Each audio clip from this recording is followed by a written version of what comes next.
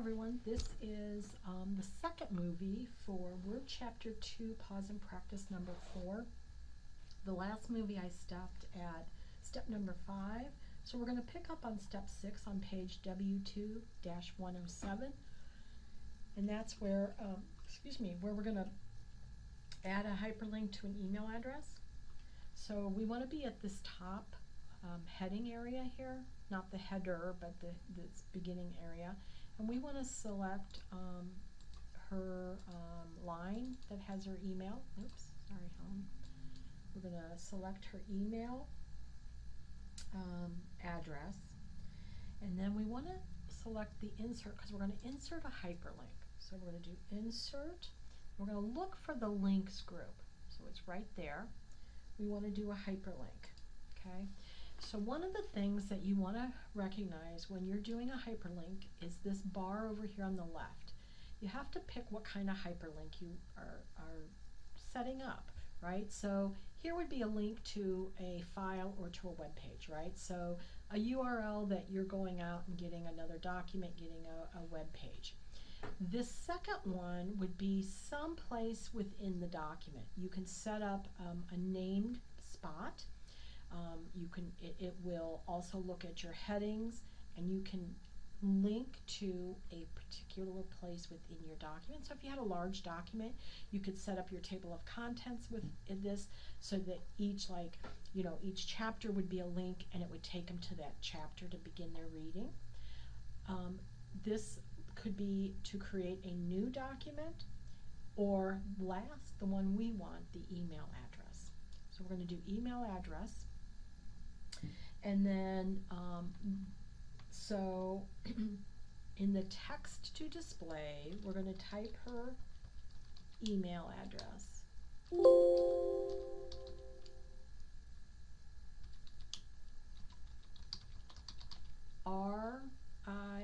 RICHELLE, her first name, w@gmail.com. So then in the email address, we're going to type the same thing. Notice that it automatically will put the word mail to in front of it, and we want that. That's something that the web needs to have there in order to get to understand that it's mailing something. We want to come up here to the screen tip and put in email Rochelle. And that would be the tooltip that would appear when the person puts their cursor over their email. It would just be a little help. So we're going to do OK. Notice it's green, that's fine. And if I point to it, it allows me to control click to follow the link, and then look at right above that, it says email Rochelle. That's your little screen tip that you added, right? If you click on this, it won't be green anymore. The green represents that it's not been accessed, and that's okay if you accidentally click on it and it's a different color and you submit it to your instructor. That's not a problem, okay? So now we want to move to the bottom in this references section, right? We want to find where it says California State University, Chico, in the references section, not the one up here under education. And now we're going to do the insert a hyperlink. This time, it's not an email address, but rather it's an existing file or web page, because we want to go to the Chico, California State University at Chico website. So because I had this text selected when I did this existing file web page, the text to display automatically comes up, and that's cool. So now we need to say, okay, where are we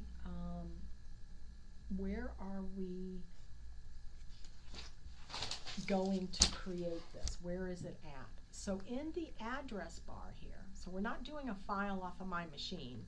We're going to go to this address and we're going to put the URL. So www.CSUH, so California State University, Chico.edu.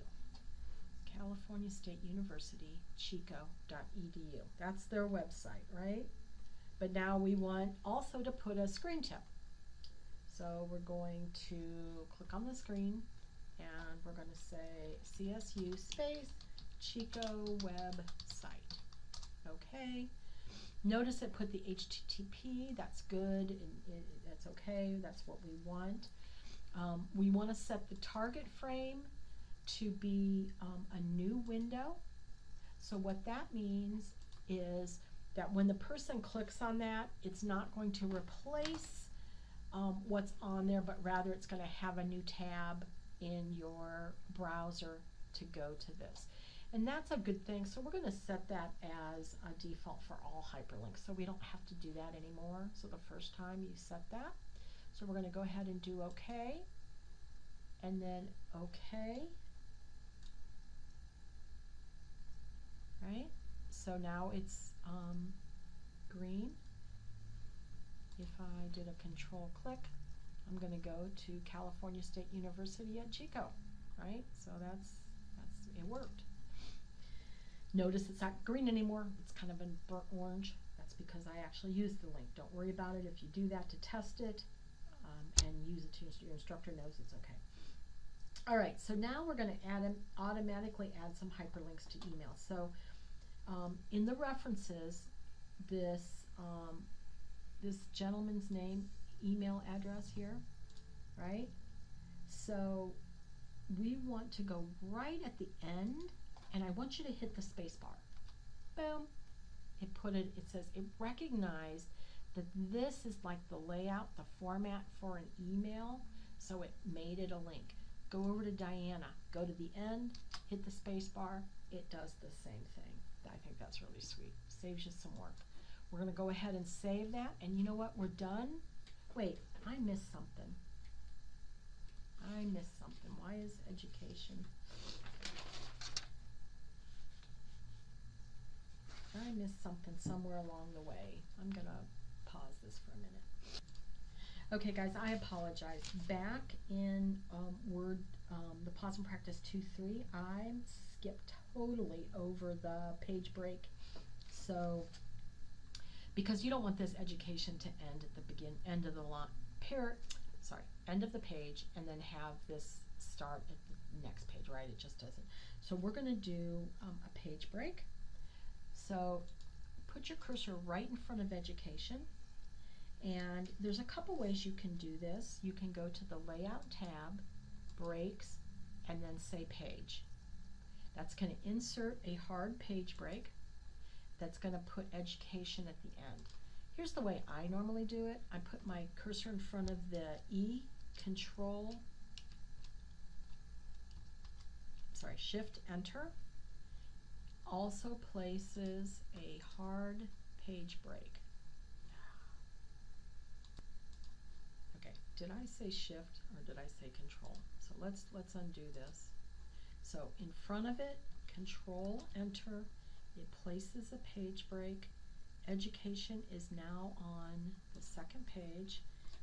Now we can save it and submit it. That's my bad. I skipped that step number 5 on page 95. Hopefully you caught that and everything looks good. Go ahead and save it.